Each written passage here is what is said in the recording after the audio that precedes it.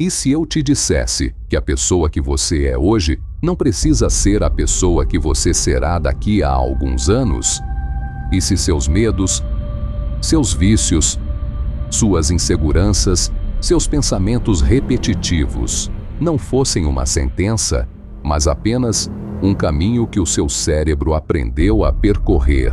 Existe algo dentro da sua cabeça que é tão poderoso que pode transformar dor em força, fracasso em aprendizado, medo em coragem e até mesmo uma vida aparentemente destruída em alguma coisa completamente diferente.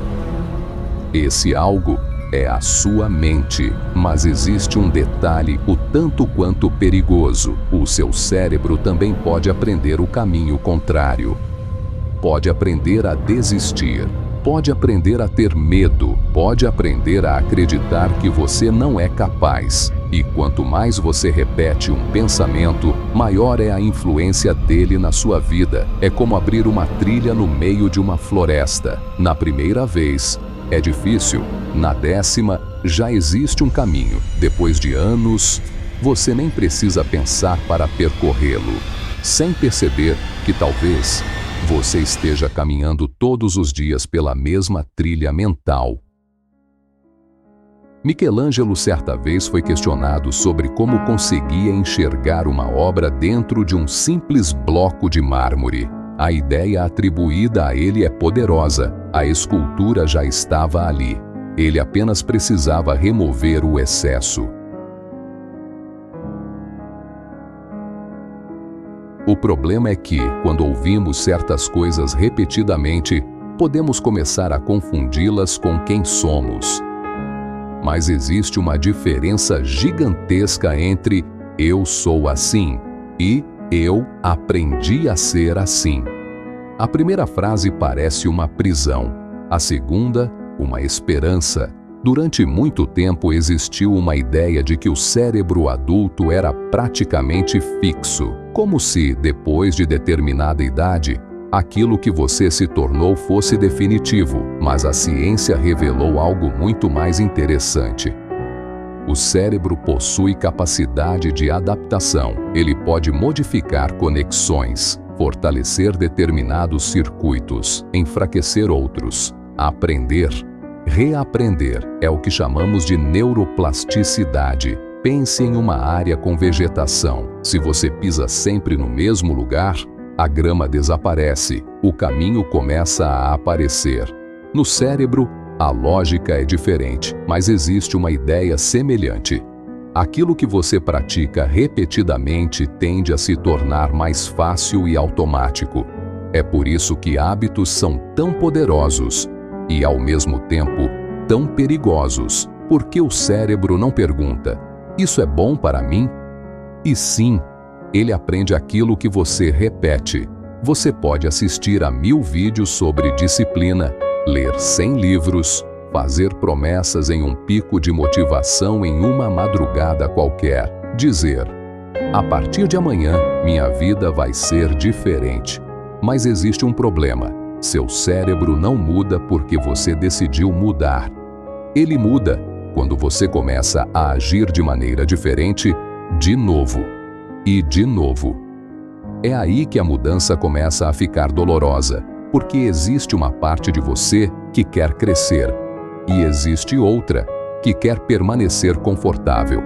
E essas duas partes entram em conflito. Existe uma mentira confortável que gostamos de acreditar, a de que mudar significa finalmente encontrar paz. Não, às vezes, mudar significa atravessar um deserto sem enxergar o fim. Você começa a dizer não. Algumas pessoas se afastam. Você abandona hábitos que davam prazer imediato. Começa a perceber padrões que antes ignorava. E talvez descubra que algumas das coisas que você chamava de personalidade eram apenas hábitos que você desenvolveu para se encaixar. Isso é desconfortável. Mas nem toda dor significa que você está no caminho errado. Algumas dores são o preço de deixar para trás uma versão antiga de si mesmo. Um exemplo Beethoven, um dos maiores compositores da história. Agora imagine o paradoxo. Um músico perdendo progressivamente a audição. Para alguém como ele, isso não era simplesmente uma dificuldade, era uma ameaça à própria identidade. Mesmo assim, Beethoven continuou compondo. Sua história não é a de alguém que simplesmente pensou positivo. Foi muito mais brutal do que isso. Ele precisou enfrentar uma realidade que não podia simplesmente desejar que desaparecesse. E ainda assim, criou algumas das obras mais importantes da música ocidental. A lição não é que a mente humana consegue vencer qualquer coisa. Ela não consegue. Somos seres limitados. Sentimos dor, perdemos, falhamos, envelhecemos, morremos. Mas existe algo extraordinário entre aquilo que acontece conosco e aquilo que fazemos com o que aconteceu.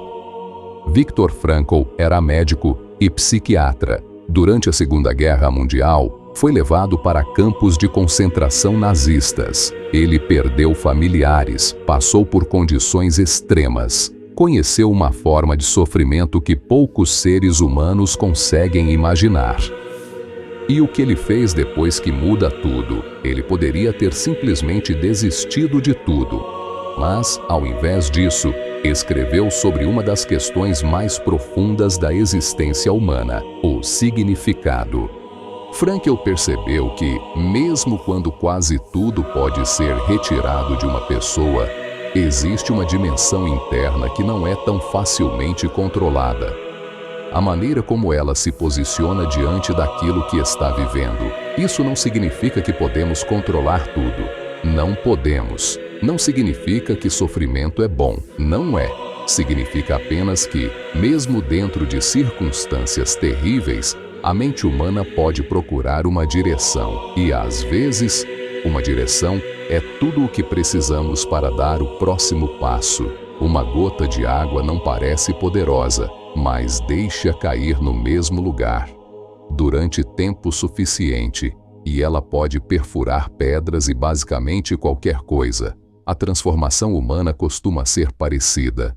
Você não percebe o cérebro mudando em uma terça-feira qualquer. Não existe necessariamente um momento mágico. Você simplesmente repete um treino, uma página, uma conversa, uma escolha, um dia sem desistir, depois outro, e então, meses depois, você olha para trás e percebe que aquilo que antes exigia uma batalha, agora exige menos esforço. O cérebro aprendeu, a trilha ficou mais larga. Agora pense no contrário. Você acorda, pega o celular, compara sua vida com dezenas de pessoas, procura estímulos constantes, adia aquilo que importa, evita tudo que causa desconforto. Quando algo dá errado, você repete: eu sou um fracasso, eu nunca consigo, não adianta tentar.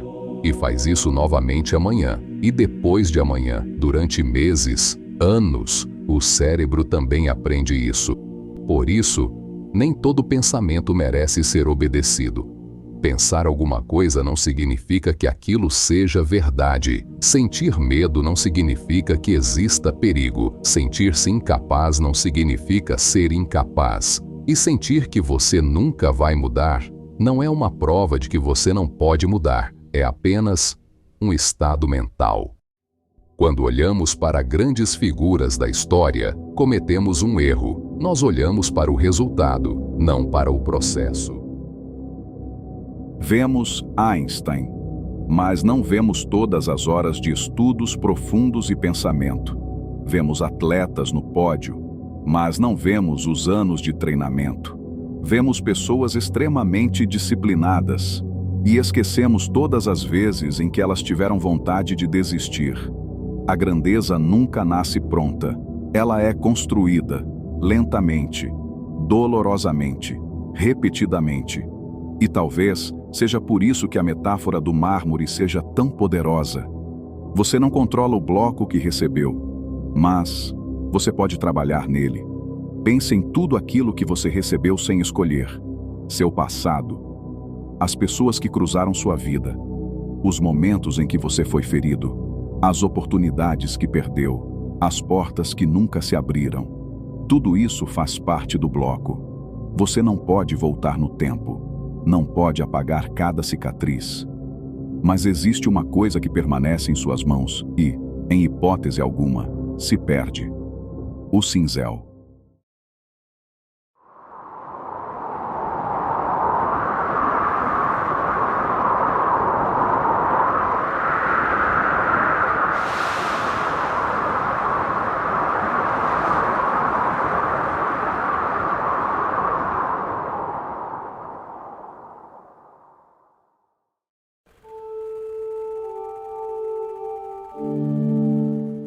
E aqui existe uma das maiores ironias da existência. Você é simultaneamente a matéria e o artista. Você é o mármore, mas também é o escultor. Você carrega a sua história, mas também participa da construção do seu futuro. Isso não significa que você tenha controle absoluto sobre a vida. Seria uma mentira dizer isso. Existem doenças, perdas, circunstâncias que estão muito além da nossa vontade. Mas entre aquilo que acontece e a resposta que damos, existe um espaço, e nesse espaço existe possibilidades. Talvez você esteja esperando sentir vontade, esperando confiança, esperando o momento certo, esperando acordar um dia e simplesmente se tornar a pessoa que gostaria de ser. Mas talvez isso nunca aconteça. Talvez a mudança comece exatamente no dia em que você percebe: não preciso estar pronto para começar. Você pode estar com medo e ainda assim caminhar. Pode estar cansado e ainda assim fazer uma pequena parte. Pode ter falhado ontem e ainda assim tentar novamente hoje. Pode carregar uma história difícil e ainda assim escrever um próximo capítulo diferente. Não é sobre destruir quem você é sobre descobrir quais partes de você precisam permanecer e quais precisam ser esculpidas. Talvez sua raiva precise virar disciplina, seu medo, prudência, seu fracasso, experiência, sua dor não precisa se tornar sua identidade. Ela pode se tornar matéria-prima, porque o objetivo não é se tornar outra pessoa, é se tornar uma versão mais consciente de você mesmo. E talvez esse seja o verdadeiro poder da neuroplasticidade. Não a promessa infantil de que você pode ser qualquer coisa, mas a possibilidade muito mais real de que aquilo que você pratica pode, pouco a pouco, mudar aquilo que você se torna. Olhe para uma montanha. Ela parece imóvel, e mas também está mudando. A água modifica, o tempo transforma. Só que fazemos um erro quando olhamos para uma montanha e pensamos: ela mudou de um dia para o outro. Não mudou. A transformação aconteceu, gota por gota. Talvez você também seja assim. Não espere uma revolução amanhã. Procure uma pequena vitória hoje. Leia algumas páginas, treine, aprenda, medite, converse. Faça aquilo que você sabe que precisa fazer, mesmo quando não estiver com vontade, porque cada escolha é uma pequena batida do cinzel. Agora imagine que você pudesse encontrar a sua versão de 10 anos no futuro. Ela está diante de você e pergunta: por que você continuou fazendo as mesmas coisas, se já sabia que elas estavam te destruindo? O que você responderia? E agora imagine o contrário. Imagine essa mesma pessoa dizendo: obrigado. Obrigado por ter começado. Obrigado por não ter desistido. Talvez ninguém veja suas batalhas. E talvez ninguém precise ver. Porque algumas das guerras mais importantes da sua vida acontecem em silêncio, dentro da sua própria cabeça. Você não escolheu o bloco de mármore que recebeu, mas ainda existe um cinzel em suas mãos. Talvez não consiga mudar o passado, mas pode escolher qual será o próximo golpe. E talvez, daqui a alguns anos, você olhe para trás e perceba que aquelas pequenas decisões que pareciam insignificantes, foram justamente as coisas que mudaram sua vida. A pergunta nunca foi quem você é. A pergunta é quem você está se tornando.